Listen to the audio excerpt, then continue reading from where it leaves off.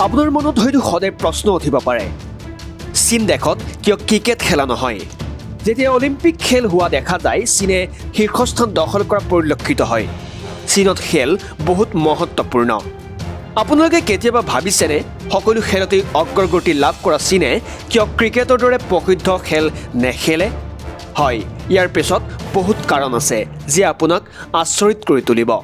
বাস্তৱতে চীন সদায় অলিম্পিকৰ সমৰ্থক আৰু অলিম্পিকৰ কাৰণে কঠোৰ কষ্ট কৰা দেখা যায়।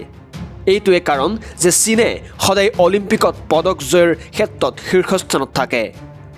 ক্ৰিকেট যিহেতু অলিম্পিকৰ অন্তৰ্ভুক্ত নহয়, সেয়েহে চীনে ক্ৰিকেট খেলটোত ইমান গুৰুত্ব প্ৰদান নকৰে। চীনে ক্ৰিকেট নেখেলা আৰু এটা কাৰণ হ'ল চীনে কেতিয়াও ইংৰাজৰ উপনিৱেশ হোৱা নাই। এটা সময়ত ক্ৰিকেট খেলা দেশসমূহ ব্ৰিটিছ উপনিৱেশৰ অংশ আছিল। ইয়াত ক্ৰিকেট খেলা নহয়, কিন্তু ইয়াত বেডমিণ্টন, টেবুল টেনিছ খেলত চীনক সৰ্বশ্ৰেষ্ঠ মনা হয়। এই খেলকেইবিধ অলিম্পিকৰ অংশ হয়। ভিডিঅ'টো ভাল লাগিলে লাইক, শ্বেয়াৰ আৰু কমেণ্ট কৰিব আৰু টাইমছ গুৱাহাটী চেনেলটো ছাবস্ক্ৰাইব কৰি যাব। ধন্যবাদ।